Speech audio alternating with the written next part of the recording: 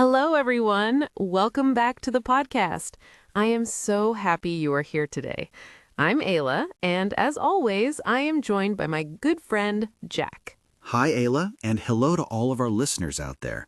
I'm really excited about today's episode because we're talking about a word that I hear all the time, but it can be a little bit confusing for English learners.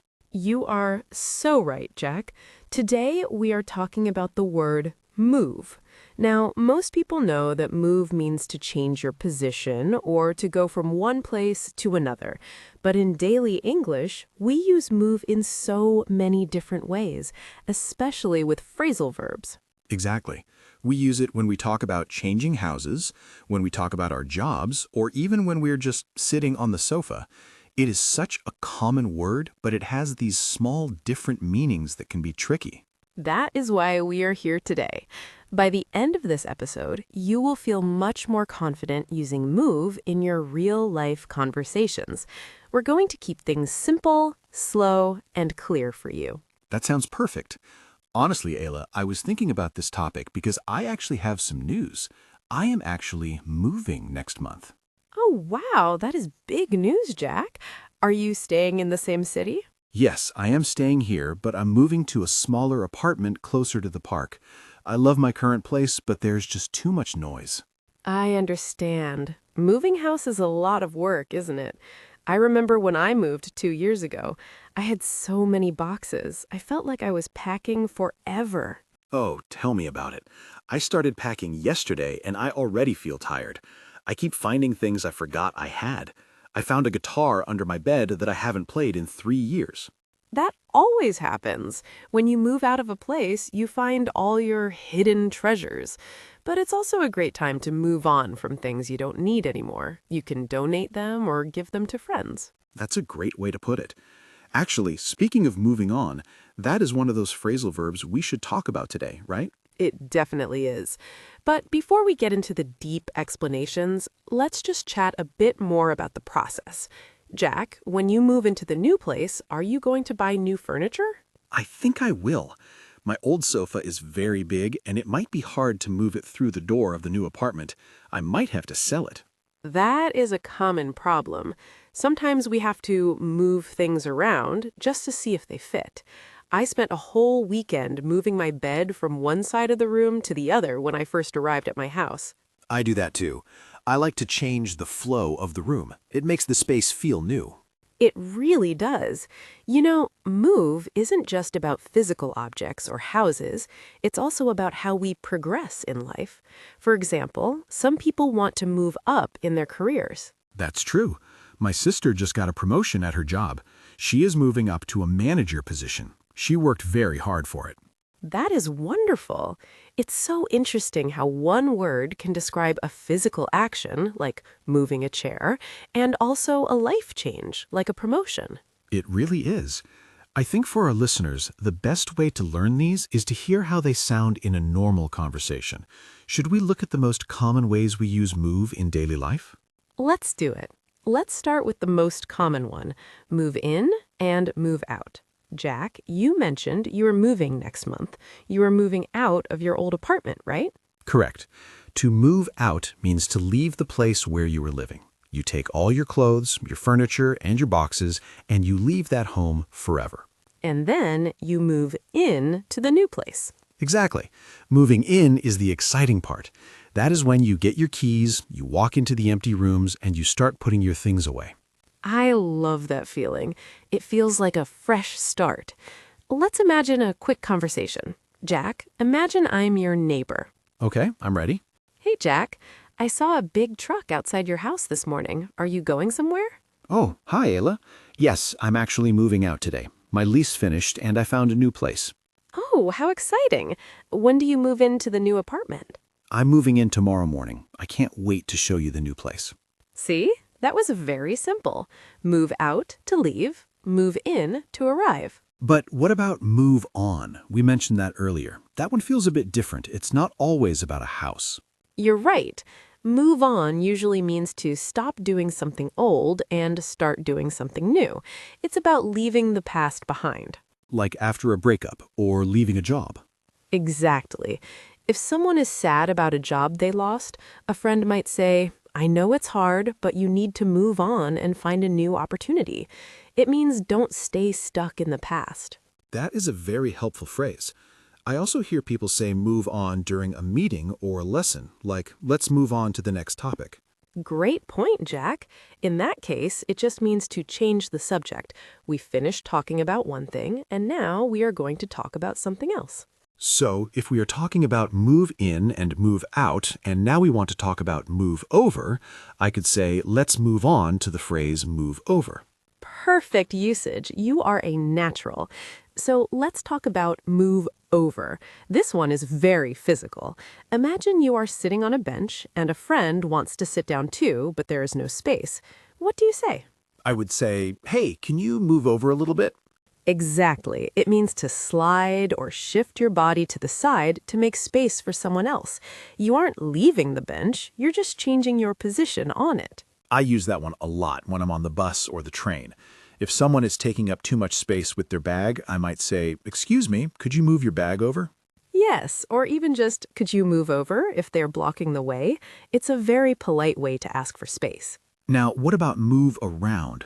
I hear that a lot within sports or when people are talking about being busy. Move around can mean a few things. Sometimes it means to travel to different places. For example, in my job, I move around a lot. One week I'm in London, and the next week I'm in Paris. Ugh, I wish I had that job. Me too. But move around can also mean to change the position of things in a room, like we said earlier. I don't like where the television is. Let's move it around to the other wall. That makes sense. It's like exploring different options for where things should go. Exactly. Now let's talk about a phrase that is very common in office jobs or school. Move up. Like we said before, like a promotion? Yes, that's the main one. If you move up in a company, you get a better job with more responsibility. But it can also be about time. Oh, like moving up a meeting? Yes, if a meeting was supposed to be at 4 p.m., but the boss is busy, she might say, can we move the meeting up to 2 p.m.? This means making it happen earlier. Wait, that can be confusing. If I move up a meeting, it happens sooner. Yes. Think of a timeline. If you move something towards the present moment, you are moving it up the schedule. Okay, I see. So what is the opposite? If I want to make the meeting happen later, do I say move down? Actually, we usually say move back or push back.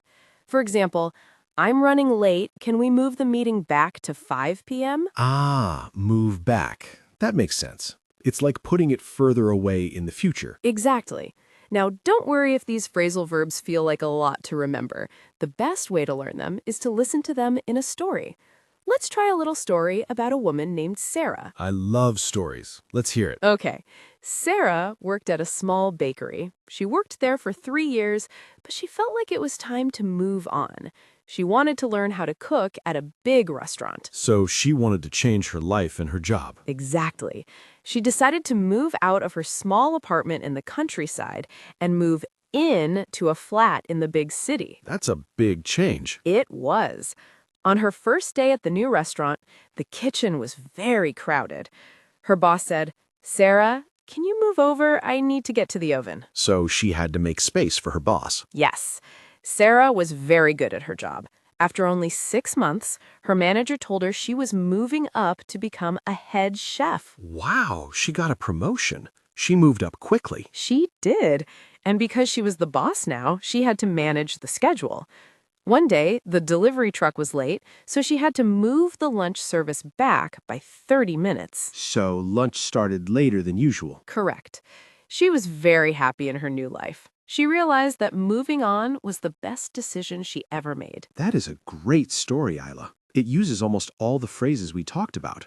I think it helps to see how they all connect. I'm glad you liked it. It shows that move is a very active word. It's all about change and progress. You know, Isla, there is one more move phrase I hear a lot. Get a move on. What does that one mean? It sounds a bit different. Oh, that's a great one. Get a move on is an idiom. It means hurry up or move faster. So if we are going to be late for a movie, I might say, Hey, Isla, get a move on. The film starts in 5 minutes. Exactly. It's a bit informal, so you usually say it to friends or family. You might not say it to your boss. Good point. I'll remember that. I don't want to tell my boss to get a move on. That might not go well. Probably not. Now, Jack, let's practice a few more dialogues. This helps our listeners hear the natural rhythm of the language. Let's imagine we are talking about furniture again. Okay. I'm moving my furniture into my new apartment. Jack, do you need help moving that heavy table? Yes, please. Let's move it over to the corner, near the window. It looks a bit crowded there. Maybe we should move it around and see how it looks against the other wall? Good idea. Let's try that. Okay, that looks much better. Now I just need to move in the rest of my boxes. Don't worry, we can move through them quickly if we work together. Thanks, Isla. See how natural that sounds? We used move it over, move it around, and move in. It really does feel more natural when you use these phrasal verbs instead of just saying change position or put. Definitely. Let's try another one. This time, let's talk about a schedule. Jack, you are my coworker. Okay, I'm at my desk looking at my calendar. Hi, Jack. Do we still have our meeting at 10 a.m.? Actually, Isla, the client is arriving early. Can we move the meeting up to 9:30 a.m.? Oh, let me check. 9:30 is a bit difficult for me. Can we move it back to 11 a.m. instead? I think 11 a.m. works. Let's move it back and let the client know. Perfect. Thanks for being flexible. No problem. That is a very common office conversation. Using move up and move back for time is very helpful in a professional setting. I agree. It sounds very professional, but also very natural. Now, what about moving on in a conversation, like when we want to change what we are talking about? Let's try that. Imagine we are talking about a movie we both saw. That movie was so long. I didn't really like the ending. I agree. It was a bit boring. Anyway, let's move on. Have you decided what you want to eat for dinner? See? Just like that. We stopped talking about the movie and moved on to the topic of dinner. Exactly. It's a great way to steer the conversation in a new direction. Ayla, I think our listeners are doing a great job following along. Should we take a moment to look at some of these words more closely? I think that's a great idea. Let's go over some of the phrases we've used today and talk about them like we're just hanging out. Okay, let's start with move in. How would you explain that to a friend who is just starting to learn English? I would say, imagine you have a new house. It is empty. You bring your bed, your clothes, and your books. When you start living there, you move in. It's like saying, start living in a new place. That's a very clear way to say it. And move out is just the opposite. You take your things and you leave. Exactly. If you're unhappy with your roommate, you might decide to move out and find your own place. I've been there. Moving out is a lot of work, but sometimes it's necessary. What about move over? Think of move over as making space. If you're sitting on a sofa and your dog wants to jump up, you move over so the dog has a spot. My dog always makes me move over. He thinks he owns the sofa. Mine too. So move over is about making room for someone or something else. Okay, and move on? That's the one about the past, right? Yes, move on is about progress. It's about not staying in the same place emotionally or mentally. If you fail a test, don't be sad forever. You have to move on and study for the next one. That is such good advice. It's about looking forward. And what about move up? We had two meanings for that one. Right. The first is getting a better job, like a promotion. You move up the ladder of success. The second is about time. If you move up an appointment, you make it happen sooner. And move back is the opposite of that for time. If I move my doctor's appointment back, I will see the doctor later than I originally planned. You got it. You're an expert now, Jack. I'm trying. It really helps to hear these in context. What about move around? Move around is all about changing positions or traveling. If you're sitting in a chair for a long time and your back hurts, you might move around to feel better. Or if you like to travel, you might move around Europe for a summer. That sounds like a dream. Just moving around from city to city, eating great food. It does sound nice. And finally, let's not forget get a move on. Right. Hurry up. I use this one when my friends are being slow when we are going out to dinner. Come on, guys, get a move on. We're going to be late. Exactly. It's a very energetic phrase. Ayla, this has been so helpful. I feel like I understand move a lot better now. It's not just about walking from point A to point B. Not at all. It's a word that is full of life and change. And to our listeners, don't worry if you don't remember every single one of these right now. The most important thing is that you started today. That's right. Learning English is a journey. You are moving forward every time you listen to an episode. I love that. You are moving forward with your skills. That is another great use of the word. Before we finish, Ayla, I have a question for you and for our listeners. I'm ready. What is it? It's our question of the day. Oh, I love the question of the day. Go ahead, Jack. Okay, everyone. Here is a question for you to think about. You can even try to answer it out loud or write it down.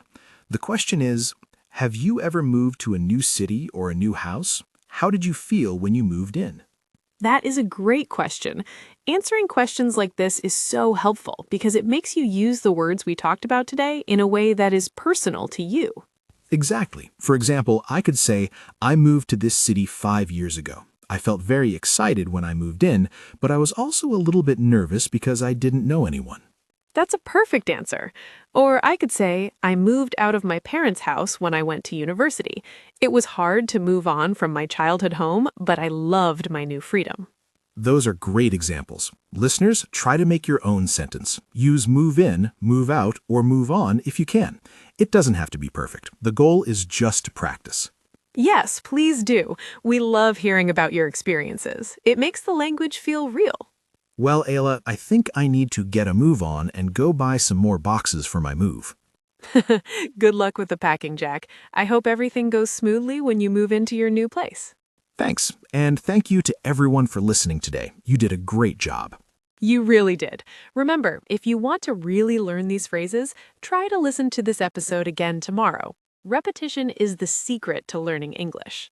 That's so true. The more you hear it, the more natural it will sound when you say it.